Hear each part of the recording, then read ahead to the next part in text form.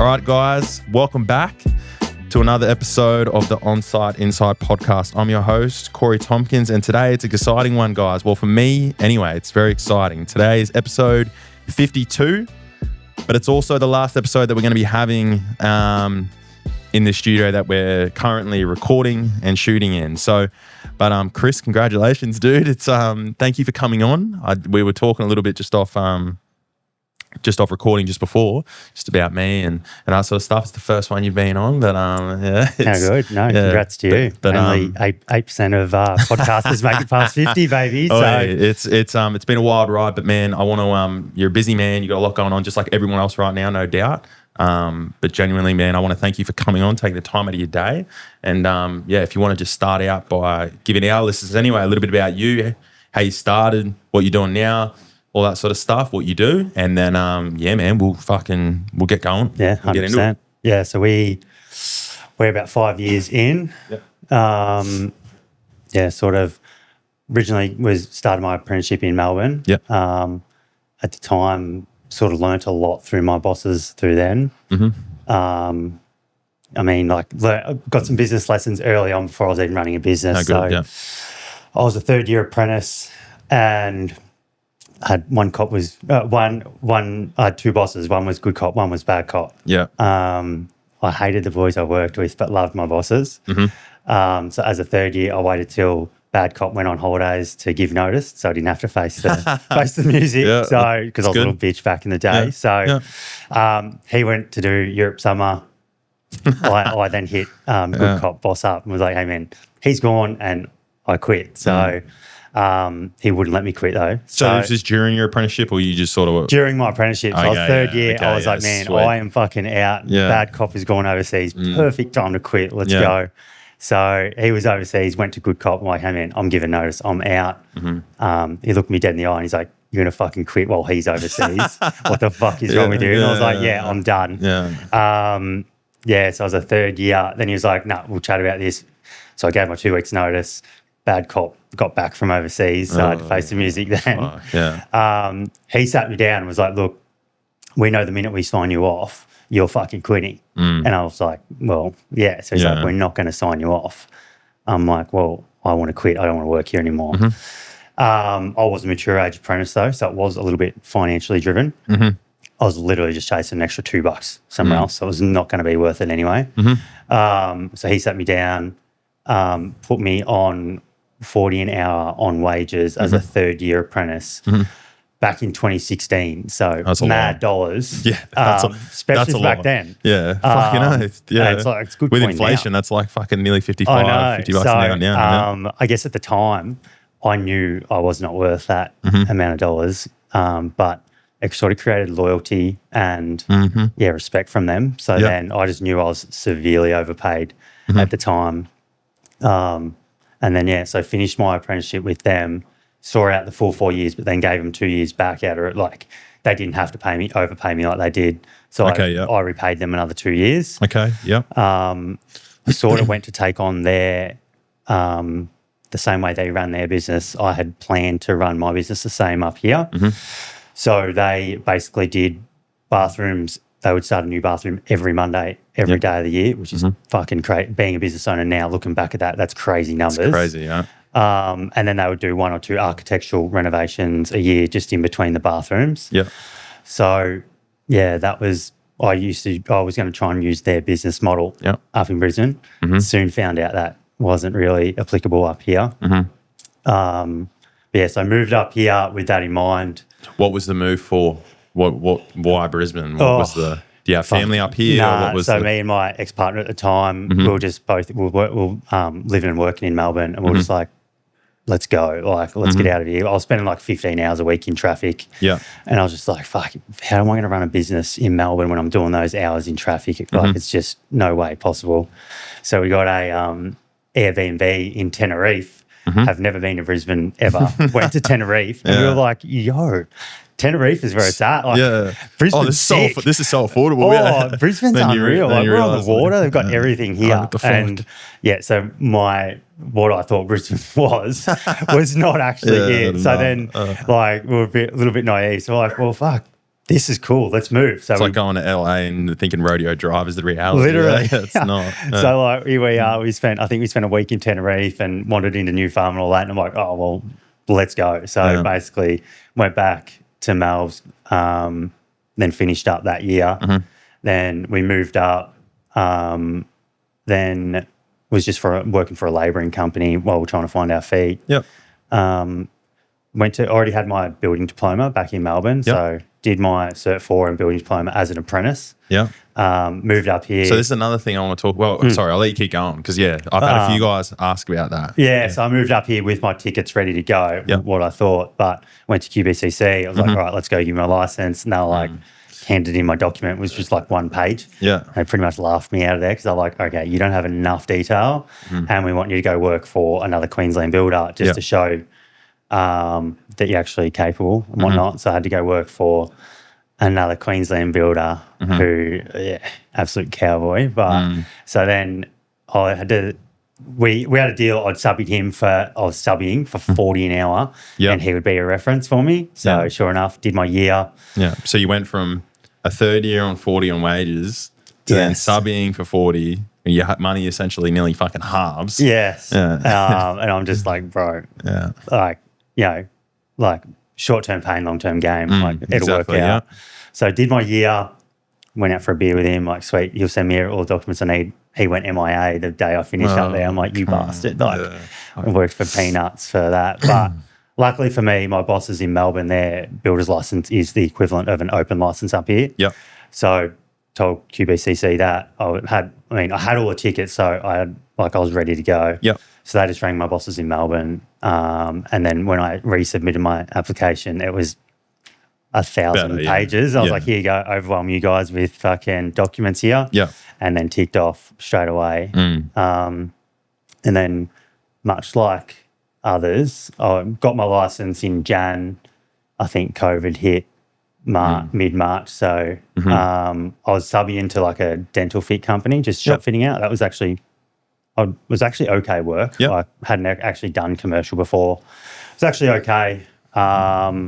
But yeah, so then I was working for them in Jan, got laid off in Jan, and actually had no work because I didn't know anyone in Brisbane. So was literally sitting at home being like, fuck, this sucks. Then COVID hit mid-March, and then I was just like, fuck, what am I doing? I haven't actually worked for 3 months now because I got laid off in Jan. COVID hit, everyone's shutting down. I'm like, holy fuck. Everyone's getting JobKeeper and fucking... So I was probably one of them. I went and got on the JobKeeper. And fucking everyone got... I was just hating myself. I'm like, what the fuck? Everyone I'm supposed to be starting my business now.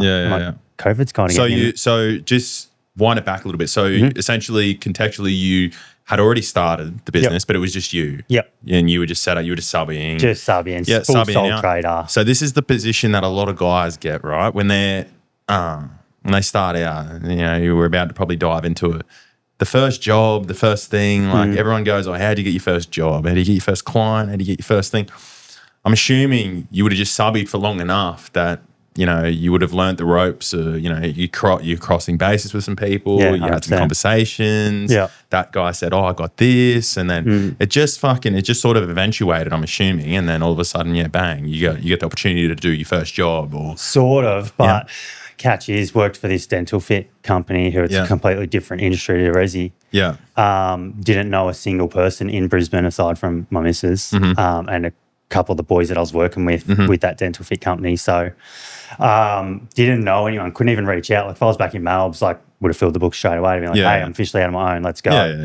COVID hit, doing lockdowns and all that. And then I didn't have any handouts from mummy or daddy or whatever. So I was just a sole trader. I was probably like every other dumbass subby that's just living from week to week. Like I was one of those guys. We've all been there, we've all done that. Probably I had 20K in the bank. And I was like, fuck, got my builder's license, sink or swim time. I feel the older boys would be hating the way I started my business. I did it the complete opposite way of, I don't know what most would do, but like all the older boys would say, start small, go do door handles, decks, all that shit. I was like, man, I've worked for these architectural builders in Melbourne. Yeah. I was like, fuck doing that. Like, I can't do that. I was just like, immediately I always already thought I was better than that, which I wasn't as a business owner. I knew fuck all. Yeah. But yeah, so I had 20K and I was like, well, if I fail, I've lost 20K. Yeah. I could probably make that up in, if assuming everything opens up, I can go back subbing again. Yeah, I could 100%. probably make that back. You'll make it back, yeah. So out of that 20K, tipped 15K of that into marketing, which is an absolute rort of itself. Don't get me started. Yeah, it's fucked. Yeah. I mean, I didn't you don't know what you don't know, but did you get sucked into the whole world of SEO? Fuck that. Fucking SEO words, mate. We buy words. You do this. It's just a fucking rort. Yeah. I wouldn't recommend it at all. Yeah, well, fuck, if anyone's got any questions, ask me because I've fucking done their playbook. I mean, to be fair, it paid off. It 100% paid off. But for someone that had no money, no jobs, not the smartest way to do it. But anywho, pump 15K just into marketing website. So what did you do? So you did your website, did a retainer system, I'm assuming, or something? Yeah, like so some then sort of thing for like that? someone that's like making no money. So it was 15K up front. They build website, do landing page, SEO, blah, blah, blah. Yeah. And then they're like, and monthly retainer of $2,500. Yeah. Fuck. So then I'm like, damn, like this has to work. Yeah. So then what happened? I'm assuming the phone didn't just start fucking ringing with, hey, man, I want you to fucking do all this. Like, what? Funnily enough, it did. Yeah. So I had already completed a couple of jobs back in Melbourne. So I actually had like a small portfolio of like high-end bathrooms and stuff. And so then, actually they created the website, went hard on Google Ads. Yeah. Spent like another $5,000 there. And how long was it? It wouldn't have happened in like 2 weeks, did it take? Nah, it took like 6 months. And I was like, oh the my longest God. fucking 6 months, I'm just watching the retainer. Like even that, like the $2,500 retainer, I'm like, fuck. Like my missus at the time, she was a dental assistant earning $24 an hour, which is fuck all. I'm not working. I'm waiting for this to tick over. But then boom, finally get a call. Phone starts ringing. Phone starts ringing. Still to this day, it was like a massive bathroom out in Narangba. And I still look at it. I'm like, that was so overpriced at the time, but I still won the job. So did that, started the bathroom, went and subbied because obviously week one's frame, rough in, all that. Week two's waterproofing tiling.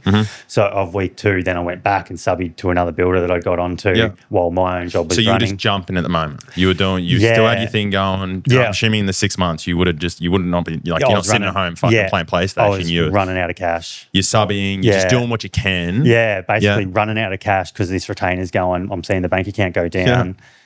Kylie's not earning fuck all money with her $24 an hour. She's paying rent at this point. So I was jumping. I'd do a bathroom. I'd schedule it for 2 weeks. I'd be there for 1 week, go back and work for a builder. And then all the bathrooms came in real quick.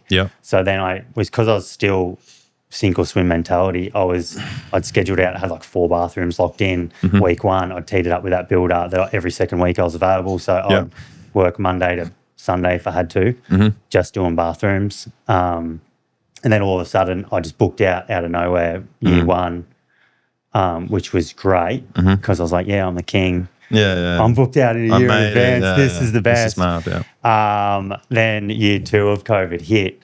And I guess they say that you don't know any bad business decisions until you don't know that you've made a bad decision until after the fact in business. Like it can be 6 months later and you're like, oh, fuck, I fucked up there. So year two was when I realised like I was fucked because I was booked out. Year two, I started that. I was pretty much booked out a year in advance.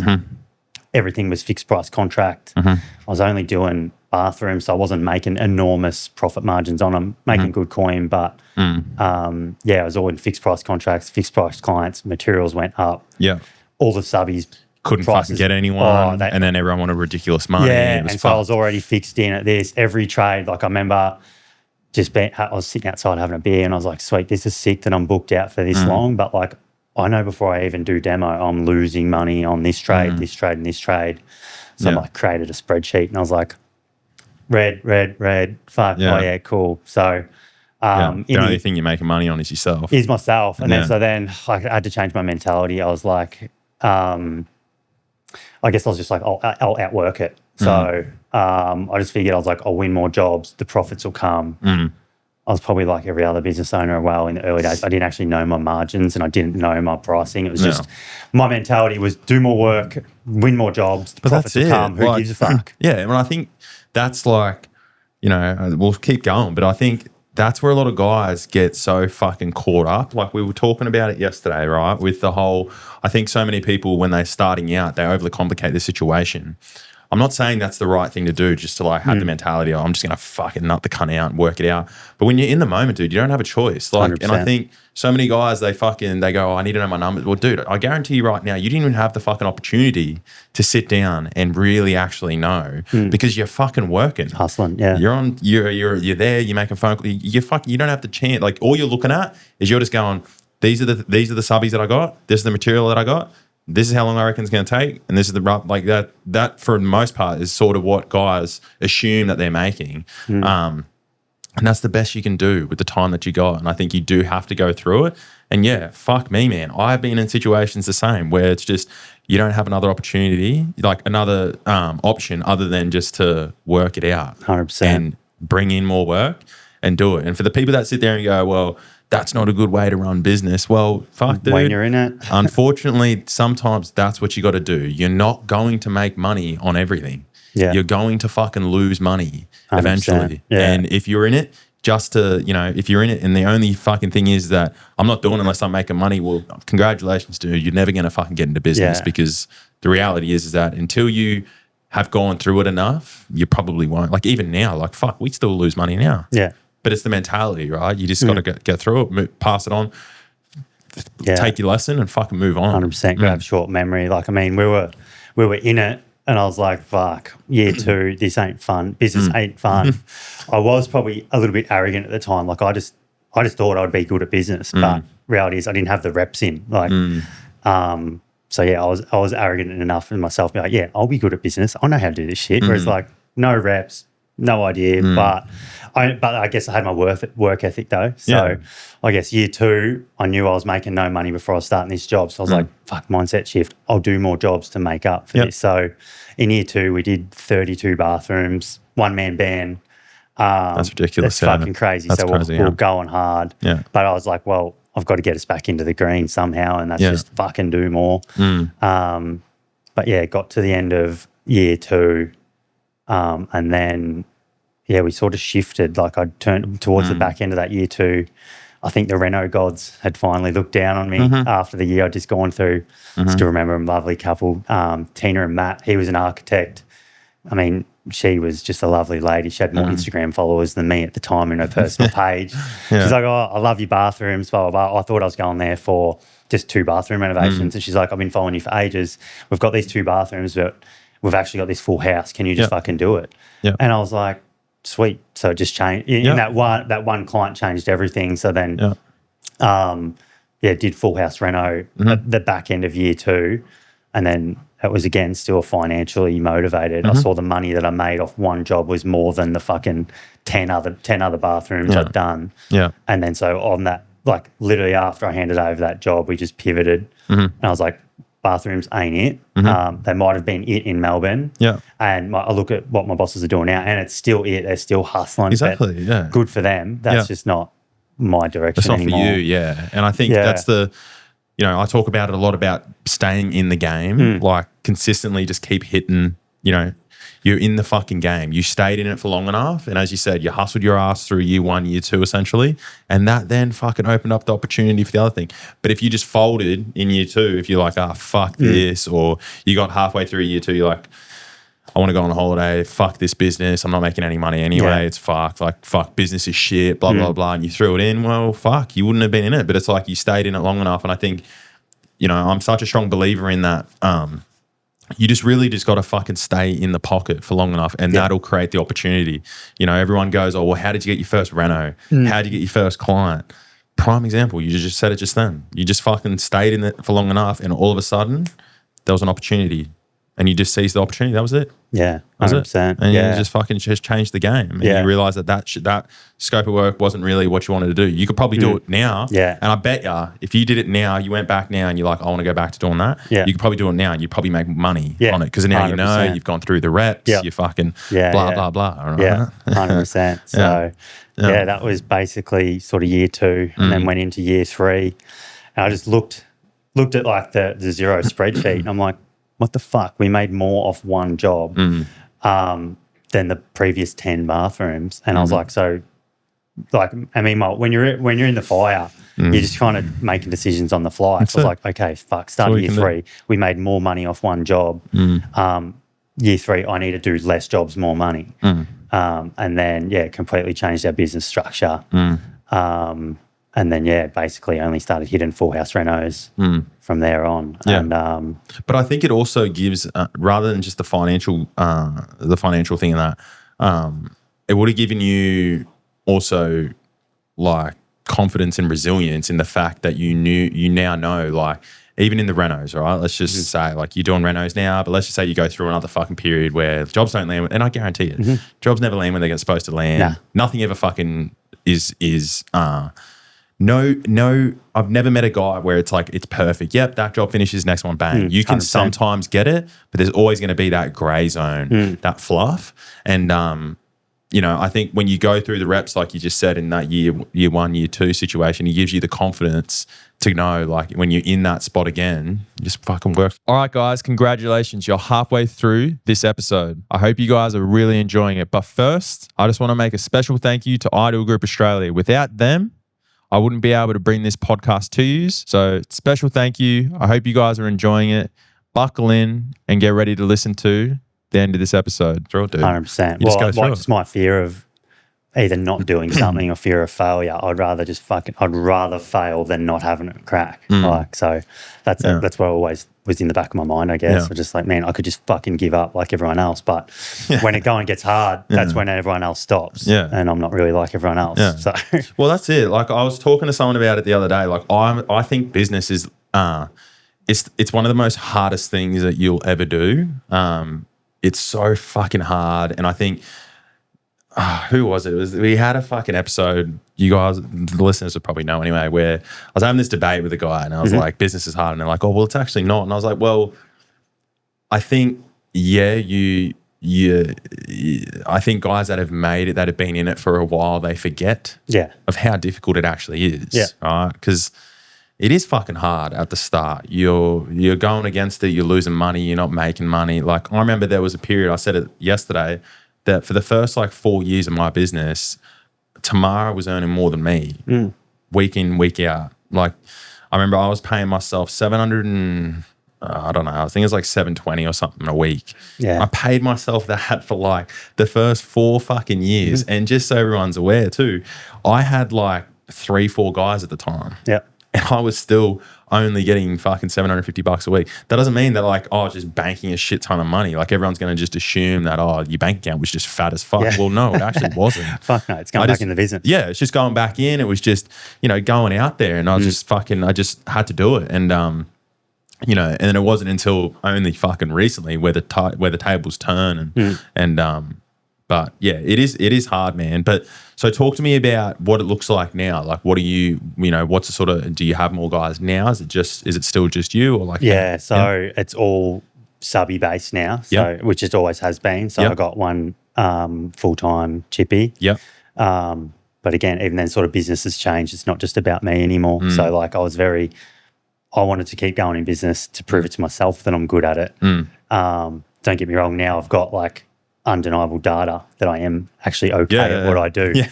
At the time, I was like, fuck, I'm not stopping this shit until I'm fucking good. But that said, the goalposts are going to change soon anyway. So, got like a full-time employee, and I guess I got a little boy too.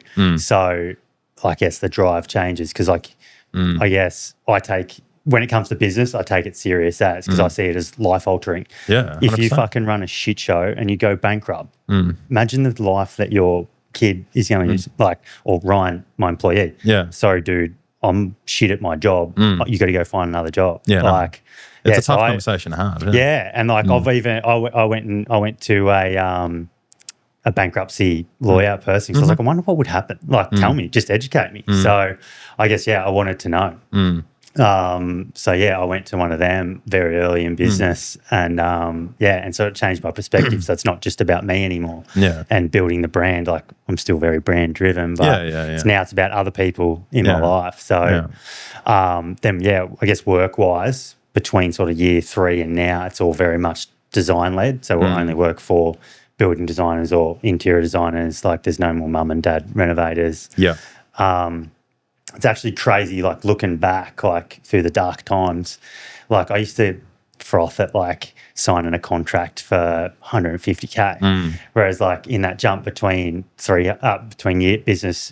year 3 in business and year 5, we haven't signed anything under $1 million. And I used to look back, like we'd sign like a 300K contract. I'm like, fuck, we're eating good tonight. Let's go. But now, like, it's wild how the goalposts change because everything's like $1 million plus now, pretty much just in high-end suburbs now. So, which is by design. Like I've always targeted those suburbs. So we seem to have found ourselves in sort of the Ascot, Hamilton pocket, which is good. And it also comes with its own challenges as well, right? Like I know a lot of guys that only do, their sort of model is they're only doing that 250, 300. But what they've found is that guys like yourself are out of it. So they sit in it and they go against the grain, but yet they might pick up, for them it's rinse and repeat. It's a little less complex. A lot of them might just be a raise and build underneath where, say, for instance, for you, it could be fucking you got Full off-work, formwork. There's a whole other fucking aspect to it. So like, it is great. So I think, it's like one of those things. Your business does evolve, but you've also got to work out like what you want to do and how far you want to go and all that sort of stuff. But that's good. That's good. So we found out, just positioned ourselves in there. So we've got, we haven't sort of left Ascot in 2 years, which is good. Especially those people within Ascot, they think that you are an Ascot builder. I am, but I also work everywhere else too. So, and our next job coming up is in Hamilton.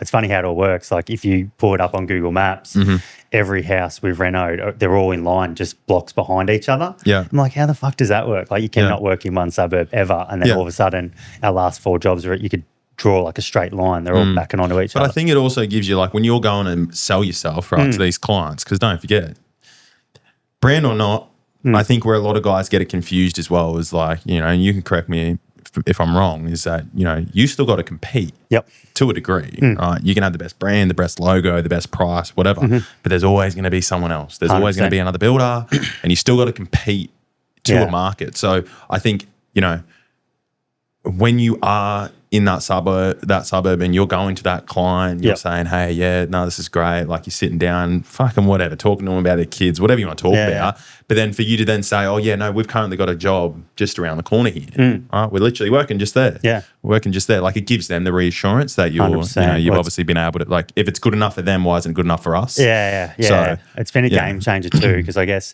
at the end of the day, people buy people. And so like the 3 or 4 jobs we did last year in that area, I'm like, why'd you go with me? Like, what was your other quotes? Just asking the question. They're like, nah, we didn't get any other quotes. We bought you. We didn't buy the fixed price. And then further to that, they're like, you're able to take us through that job around the corner, which gave us reassurance that you're it. So it just works out well that they're all within the area. I'm like, sweet. Come through this job. This is what mid-construction looks like. Come through this job. This is what your finished piece will look like. So, it's just been a good way of doing things as well. So. And I think you've gone through the fucking fire in order to do it. I think there's a lot of listeners that'll be probably just fucking driving or doing whatever they do, and they'll probably just be thinking, it's fucking good for you, nice, mate. Like it's all right, it's good for you. You get those clients, and you got the name now. Like fucking congratulations. Real good when I dropped 20K on fucking marketing. But mate, like it could have it probably sunk you as well. Like you would have gone through fucking 1,000 shit moments, where you could just give up. So it's, it's easy for people to say that, but for me, when I see people doing it, I'm like, dude, like you deserve it, or you've earned it. And there's probably going to be other moments in time where things aren't going to go right. Like I know for a fact there's builders that are building some of the best suburbs in Brizzy that is still fucking like the job still went to fucking shit. But then they've gone again and they've gone again. So, it's never all fucking roses.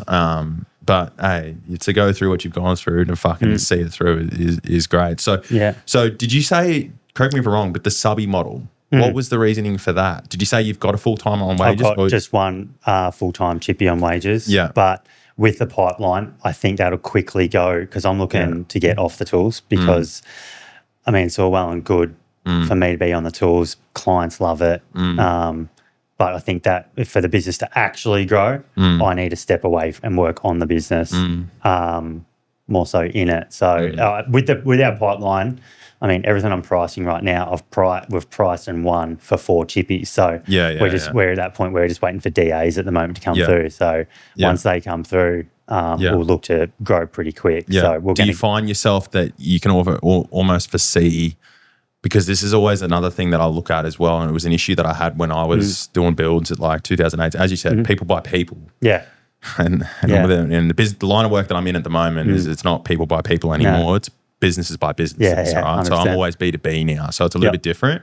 But back then it was, you know, as you said, people love it when it's you. Like when it was me, it was good. And I found it very hard when I took that step out. I did find that, you know, the work did drop a little bit when it was like that I wasn't there or I wasn't at their beck and call, and that was like, do you find that, you know, are you gonna I guess, you know, how are you gonna cope with that? Is that gonna be something that, you know, the guy that you've got, is that you're gonna be leaning heavily on them? Or? It will be because I mean, he's also my friend as well outside that. So I guess I've hired, well, I mean, when it comes to business, like you'd know, there's not many, if you're in the office, there's not many blokes that can outwork you when you're in the office on your day. If you're on the tools, there's not many boys that can outwork you. You're the business owner. They ain't going to do it. He can outwork me on the tools. So basically pay him what he needs and what he wants basically and mould the business around him. Yeah. Because, he's loyal. He's got all the attributes you need. So, full trust in him to run things on site when I'm not around. Yeah. But I'm actually keen to take that step back and not be at the client's beck and call because I've done it for 5 years and now I'm like... It's a bit draining. And I'm like... It drains you. Yeah, and so like I've got... I'm even putting in my special conditions in the contract, like any unurgent phone calls, texts or emails outside of business hours, you'll be charged $500 just to put that line in the sand. Like, because I work there for 6 months, like I'll be at their beck and call. The minute they pay final payment, we have a beer and they thank us. They don't think of me again. However, like that 6 months while I'm at their house, like I'm working for them. That's the way that's the way they see it. So I'm actually putting a lot of stuff in place now. It's like just to withdraw me a little bit from that. We can dive into that because that's something that I have noticed as well, and this is talking to guys that are, I would say, more veteran in their business. When I approach them about that, the first response usually is like, "Oh, well, you're just not good at business," or you know, "I don't get that. Good luck trying to get me at fucking da da da." But at the start, that's literally it, as you just said. When you sign that contract with that client, you fucking bust your ass to sell yourself to get that that job, get that client. You go through 1,000 revisions, pen goes to paper, you fucking grab a beer, you think this is fantastic. But then once that's fucking signed, you are essentially working for them. You're on, mate, they're assuming you're on call fucking 24/7. Christmas Day, they don't give a fuck. If the roof's leaking, they're ringing you. And I think at the start, it's easy to say, because like it was, for me, this was the thing. I almost used that as a sales point when I got my first few large reno jobs, like that $1 million one, when I was like, that's what I want. And then, you know, I said to him, you can call me whenever you need. I'm there. He's so fucking responsive. Responsive. And I used that to my advantage. But then as time went on, as you said, when you get to that like 5-6 year mark, it starts to really get fucking... It gets old real quick. And it's like, and then you have to go through that process to be like, okay, I don't want to do that anymore. You fucking have to then put it in the contract and explain it to people. And you go through 1,000 fucking turns of ringing that, and then people start to get annoyed. They're like, "Oh, you never answer my fucking phone call." And then you're like, "I've also got a life." And they're like, blah, blah, blah. It is, it's I fucking had to do hard. Because I got a little 3-year-old. So I'll fucking, like, because I'm so in it on the business, like I'll read a text, check an email, and then I'll be in a shit mood and I'll be pissed. He hadn't done anything. I've just picked him up from daycare. Now I'm just short fusey and grumpy. And like, So that's where I had to draw the line because I was like, and like my energy would just shift. I'm just like thinking about the reply in my head when I should be playing with monster trucks in the sandpit or whatever. And I'm like, fuck. It's fucked. And that's like something that I'm going through. And I think when you talk about drawing the line in the sand, my biggest thing now is I draw the line in the sand numerous times over. I started with no phone, my phone only from, my phone from like 7 till fucking 4 was like nothing. Yeah. But then I have now been able to like increase that over time to like, and I think that's the thing. It's like, it's easy for me to sit here and say to you now, like, leave your laptop in the office. Don't worry about taking your phone from fucking 4:30 p.m. to fucking 6 a.m. in the morning. But then, like, that's easy to say that. But, like, fuck, at the start, I was exactly the same. I would see, like, so Charlie, she's 4. I got Georgie, she's 2. Like, I was the same. Fucking, I'd read a message, bang. And you're like, fuck. Yeah, I'd constantly just be thinking about it, right? Even employees, like, they would text me and say, hey, man, I need to have a talk to you tomorrow. Yeah, and you're like, oh, God. And I'd be like, what the fuck you want to talk about? Like, where now I just, like, I either A, don't even get it, or B, I just look at it and I go, no worries, mate. I'm available at 9:30. I'll give you a call then. But like that's just been going through the reps. Yeah, and I 100%. Think it's like very easy for guys to forget that it's not always like that. Nah. It is fucking shit at the start. You are at the beck and call to everyone. Like I still remember the first fucking job. I was 20, I think I was like 23 at the time. We did a large job in Camp Hill. The client was like that. Anything and everything, they would ring me, and it was literally Christmas Eve. We're at my I had a family's place in Morningside. We're on their fucking back balcony. It was raining this Christmas Eve, and I got the fucking phone call that their roof was leaking. Yeah, so fucking Christmas Eve. I drove, left dinner, got in the fucking ute, went across there, got in there. I was in the roof Christmas Eve, and like I remember leaving there. Like I was still only dating Tamara at the time. I was like, fuck, man, like. But I thought that was that's what you do as a business owner at the time. But that's it. And it's like people are like, oh, well, and I think the veterans, when they look at people like that, they're like, oh, you shouldn't have to be fucking doing that. Like, blah, blah, blah. It's easier said than done. I'll even like start it from first inquiry stage now. So if I'm doing office work after hours, schedule email, won't send it until 10:30 the next day. So I used to pride myself on getting back to that email straight away or returning that call. So I'll leave it till 10:30 the next day before I reply. Yeah. And then, because they're still not a client yet, my responsiveness will be, 8-10 hours later, just like I'm not at your beck and call from email start.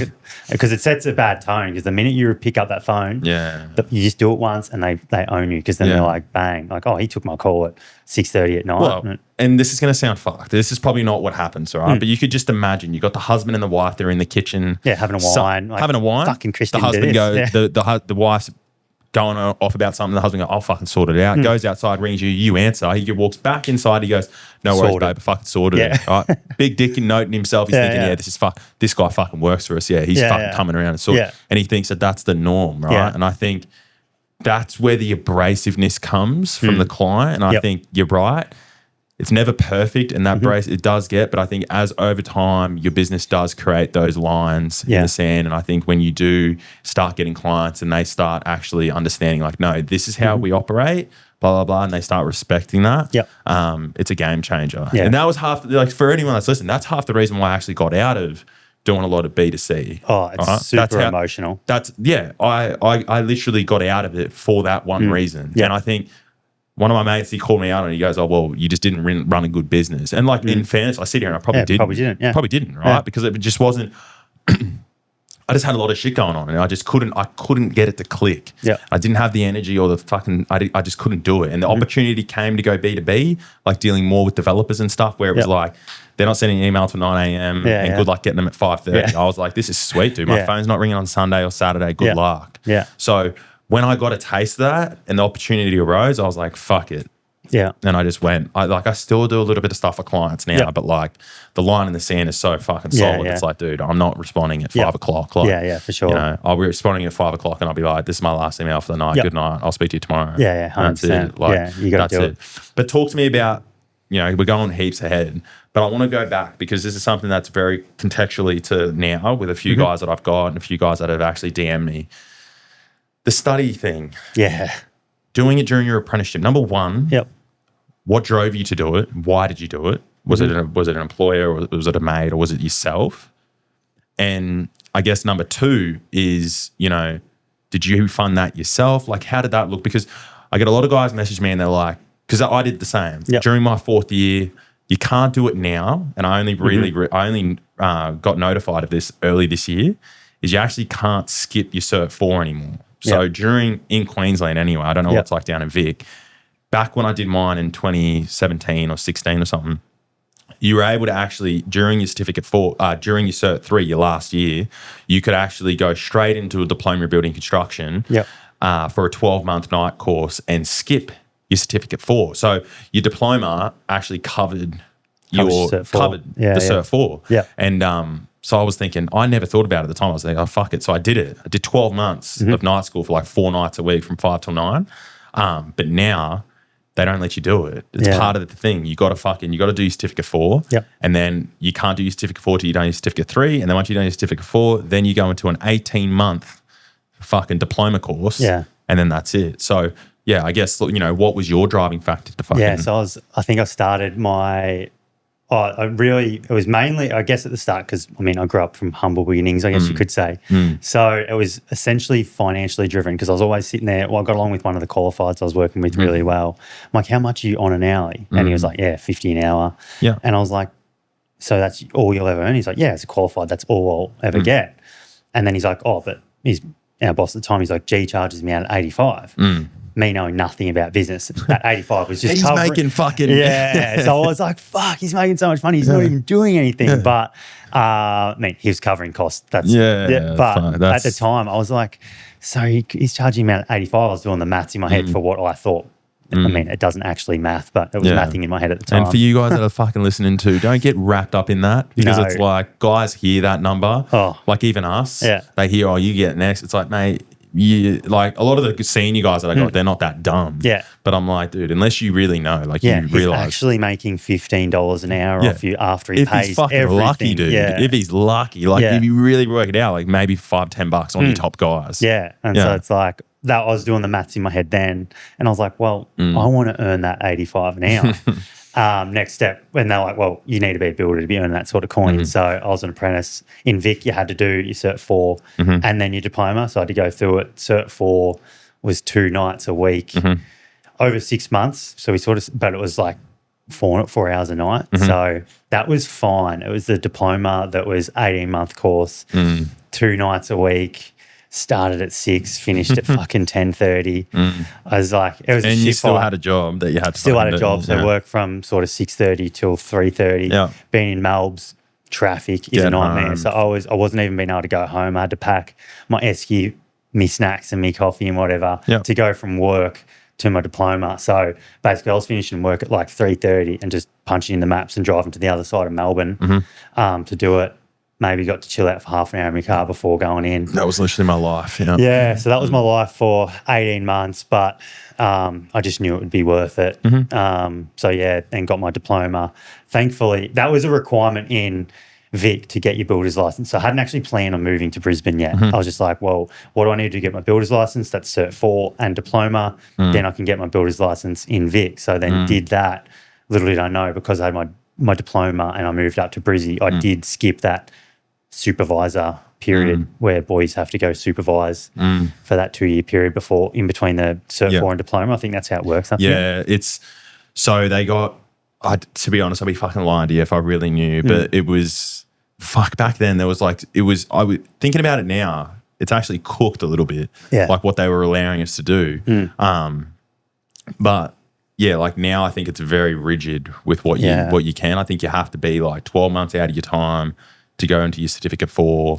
And then in order to get your builder's license, you got to do 2 years with a particular builder to show you fucking thing. Like, I did a lot of there was a lot of fucking promiscuous shit that I did, like, to get my stuff through. Like, because I never worked. I never worked directly. I was never a full-time employee for fucking a builder. I literally, ever since I finished, the only fucking thing that I ever did was work for myself.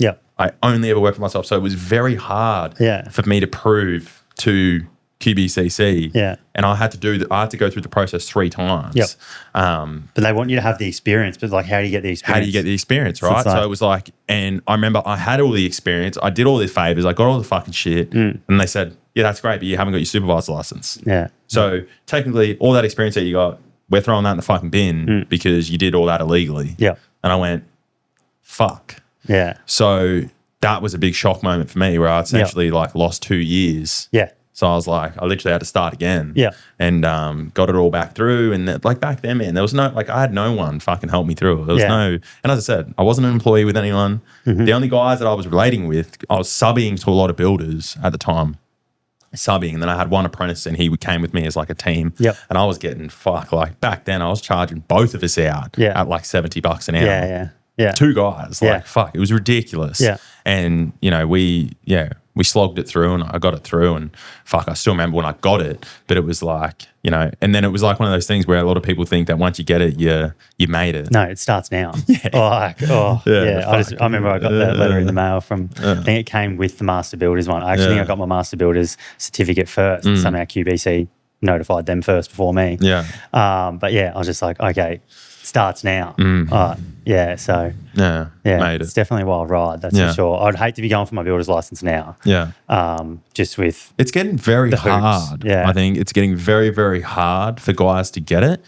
And man, fuck, I don't know what it's going to look like in 10 years time. Like, be rough. It's going to be one of those things that's literally the only ones that are going to be available are the guys that are. I do think the nominee thing is questionable. Like, this is going to rub a few boys the wrong way. I think unless you're a chippy, for starters, you probably shouldn't be able to get your builder's license because part of building is being a fucking chippy. Yeah. But then you get these, like, no shade to any of the plumbers or sparkies that get their builder's license, whatever. But does a plumber and a sparky really know how to smack up walls or whatever and tie downs and all that sort of stuff? I just think it should be, or at very least, if you're a qualified chippy, maybe and you get your builder's license, maybe you get an open license and maybe all the other boys have a slightly lower license. But yeah, that said, like, I think the nominee thing's a bit of a sketchy thing. I'm like. So with that, right, this is my stance on it because I've now seen a shit ton of guys come and I've had guys approach me because I still have to pay the fucking fee every year, but I don't actually actively use mine. But that whole licensing model and how, because I've got a lot of guys now that we deal B2B, I know a lot of people that have come in through the other way. So where they've come in through university route. Which that's fine because some of those boys are coming out quite knowledgeable. They're coming very knowledgeable, but I don't know how to hold it. Yeah. But I still think because guys can come in that way and go bang straight to commercial, like straight to an open.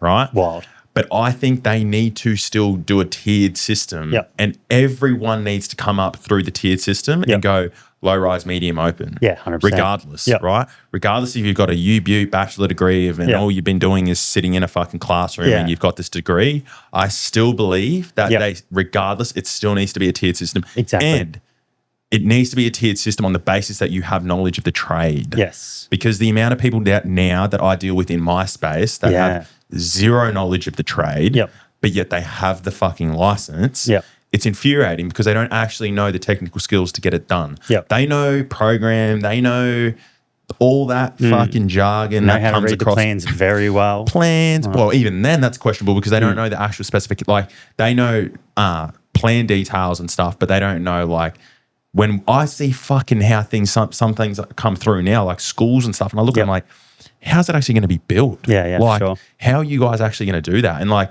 they put it forward and they don't even know. So I'm like, I still think that it just needs to be a better way to do it. And the nominee thing, that's fucking hilarious because this is a little inside thing for a lot of listeners, and this is what happens across the industry. It shouldn't happen. I think it's slightly illegal. But I know for a fucking fact that there's guys within Brisbane that hold a certain license that do not use it. They might be a little bit older gentlemen, whatever. And they will go nominee for a certain someone for a certain dollar figure. Yeah. And out of every job, I'll take this percent or per year. Yeah. And like I'm talking large projects and they just hold that license as almost like a money maker. And they might say, oh yeah, you give me 50 grand. I'll go your nominee for the next fucking 2 years. Wild. And they just get 50 grand and they just go nominee. And then after the 2 years, because that's essentially what you need to do, right? I'm letting you guys in. You get it. If you don't want to go out there and get your builder's license, this is what you do. Yeah. This is what you shouldn't do, but this is what you fucking do. You go and approach someone that's not currently using it for a particular business. Yeah. You post up, hey, this is what I want to do. You approach that person, you have down a coffee, you make sure it's all off record, and you say to them, hey, this is what I want to fucking do, blah, blah, blah, blah, blah. Will you go nominee on my company for the next 2 years? What do you need? Yep. You cut an agreement with them, you bring them on board. They'll all say, but they need to be an employee. Done. Sign them up as an employee. You pay them a fee every week. You have the agreement with them. They go on for 2 years. After the 2 years, you fuck them off. You have the experience. Then you go yourself. Yeah.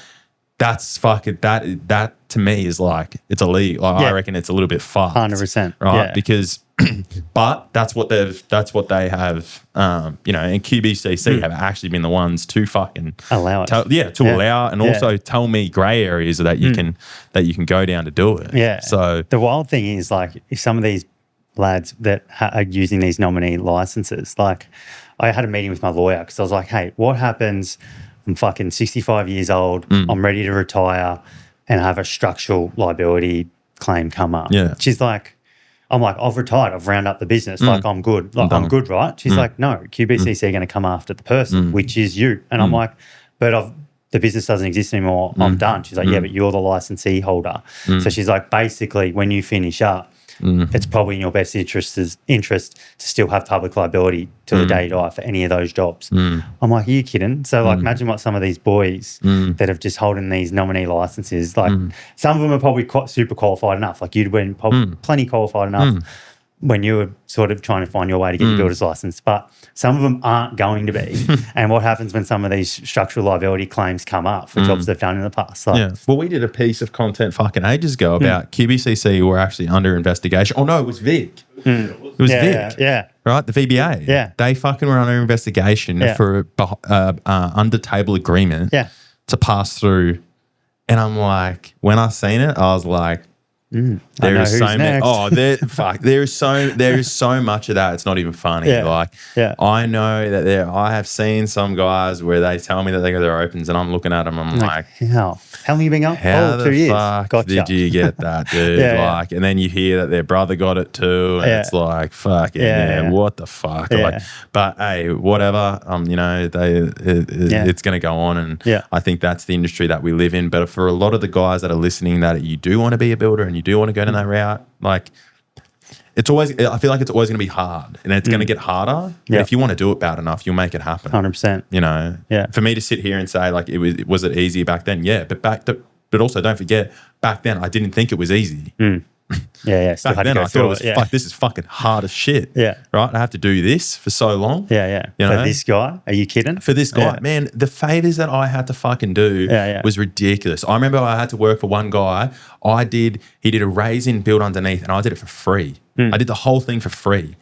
He gave me the material, but I did everything, dude. Like me and my little offsider, we did the frame, we did the clad, everything. I didn't charge him a fucking cent. I worked weekends there, everything. And he said to me, dude, if you do this for me, I'll sort you out. And he did. But like, you know, is it fucking? But I also had to eat shit, do it. Like, and I was confident. I would argue at that point I knew more than him. He dealt with the client and the figures, but the figures are similar irrelevant. to the builder that I had to work for that year. I was like, are you sure you want it done this way? Just double checking. Okay. Yep. Sweet. I'll just need my ticket here.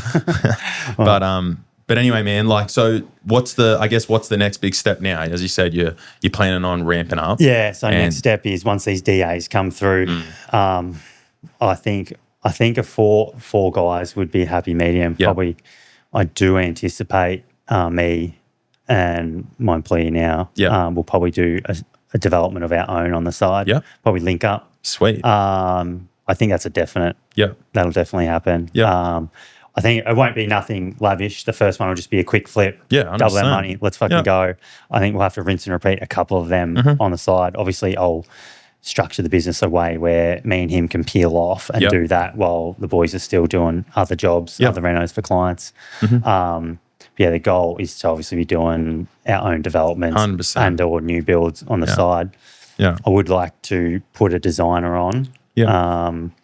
Got one in mind, but she's just started her business. So I don't know, maybe hopefully she's going through the trenches now and she hates business, because then I'll swoop in and all steal you got to her. do is just wait for the certain BAS dates, and then you just, I think it's the 28th I've of said to her every a couple quarter. times, like, how you going with your tax? And zero. She's like, yeah, it's good. And I'm like, we'll see. Yeah. And I'm like, I'm just waiting for her to have a bit of a shit time. Like, so I've got this job opportunity for you. So, but I mean, she's only 6 months in, so she's probably a bit naive, as we all Like are in business. is, you don't realize like how tough business is until you've done a couple of reps and you're a year or so in. So, moving forward, hopefully have between 3 and 4 guys. Get our own development sorted. Yeah. And I think that's a common progression too for a lot of guys. It's like everyone aspires to do that. I'll probably do it slower, I reckon. So like I'm 5 years in now, and I've only had my first employee for 1 year. But I did have a bit of a mindset. I wanted to be able to pay for him, because I worked for those shit bosses that couldn't pay because their cash flow, blah, blah. So my goal was... saw you next week. Yeah, just all that shit. My goal was like, I'm not allowed to have an employee until I can pay for him up front in cash. So did that, made the money. So if no one's ever doing it, but if he said, hey, man, I want to get paid up for the year up front in cash, I could do that. So got him that way. And then obviously I won't be doing that with all the other employees. Because I'll be waiting a long time. But I'll be 10 years in. He'll be fucking 80 and he'll be like, so I finally got my second guy. It's been a push. But so I guess, moving forward for CK, hopefully have a designer on the books, probably go down the new build route. So, like just doing the own developments would get us away from that fucking client to client. But for the most part, probably for like the last 3 years, our clients, because we're in the high-end area, most of them are business owners. So I'm similar to you in the way I'm dealing. They respect it, I'm dealing with business to business in a way. Because like a lot of my trades even say like, how the fuck have you got such good clients all the time? Like I'll turn up there at the end of the job, we'll be taking photographs of it. My photographer will be like, they're legends. Like, how'd you find these guys? I'm like, well, I think people buy people, and it's business to business. They understand. That is actually true though, because I got a one, and as I said, I don't really do B2C anymore, but I had one guy, particular Dave in Balimba, beautiful house, and his wife, right? But he's very fucking high up in like one of the tier 1 builders in Brisbane, very high up. Moved up here from Canberra. But fuck, man, dealing with him is like, it's perfect. Right. Hey, I did a job. Perfect. He understands everything. Like, if I don't answer a phone call, like, get it. Like, even if because we do a bit of plastering and roofing as well. I've even had, like, because I have a periodic agreement with the plasterer, had an issue there. And he was fully understanding. He goes, that sometimes happens, mate. It's all good. Like, as long as you resolve it. And I was like, fuck, dude. Like, I was like, this is fucking fantastic, man. Like, I did a job in Camp Hill. He was a bit of a game changer client for me, Johnny Boy. He's a tier 1 builder too. When the inquiry come through, I was like, I did my searches. I'm like, this guy's a fucking builder. This must be a price check for sure. Went there, super nice people. He's full high up commercial, so he couldn't have done a resi reno anyway. But he was like game changer, because he was like, I'll send through your deposit, and he's seen the progress payments, and I sent him a 5% deposit, and he sent through 40%. I'm like, firstly, this is QBCC are going to frown upon this. I'm not allowed to accept any more than this. But he's like, no, man. He's like, I know what it costs to get a job off the ground. Here's 40%, get the job going. Let's go. And he just understood it. And that was sort of like the direction we changed, where we sort of and also the boundaries too, I guess. Like, did not call me like after 3. They're not going to go in there and try to pull things behind your back where there's like, you're not there, your subbies are there, and they're like, oh, you boys need to do this, and then sending your photos. 100%. It's just shit. It was just like, he was the first high-end client I sort of had, and I was like, oh, so there's something that I guess these high-value clients are in these high-value areas, and that's where it sort of all changed. But it was just wild working for another builder, and him just, he was like wanting to pay me. I'm like, we haven't finished this next stage. Settle down. He's like, no. He's like, I know you back-end these progress payments. He's like, I know none of this money's yours until the back end. He's like, let's just get this moving. And I'm like, that was the same with him, dude. Like, fuck, I remember I would send him an invoice, bang. Like, I'd send him an invoice. Hey, mate, paid it. I remember I was like, he's literally like the number one fucking payer just every time. I was probably a bit naive. I was like, I thought he was setting me up. I was like, oh, he's trying to dictate the payments here. He's sent me through 40%, and then he's going to not send the last 20% because he's going to dangle the carrot. But he wasn't like that at all, because he was the first client that ever done anything like that. And I was like, what? Obviously, crazy. Allegedly QBCC. But no, that's good, man. Well, I think we, that's it. I want to thank you again, man, for coming on. No, I think we had a good old chat. I think a lot of guys would have got some benefit out of that. You know, we spoke about heaps of different things, but yeah, man, all the best in the future. It sounds like you got fucking big things coming, but thank you again. No, thank you. Congrats on the Andy 52, baby. Yeah, 52. All right, guys, we will see you on the next one. Ciao. Hey guys, thanks for listening to this week's episode. If something hit home for you, it would mean the absolute world to us if you could like and share this podcast with someone else that would benefit from it. Tune into next week's episode, as this will be one that you don't want to miss.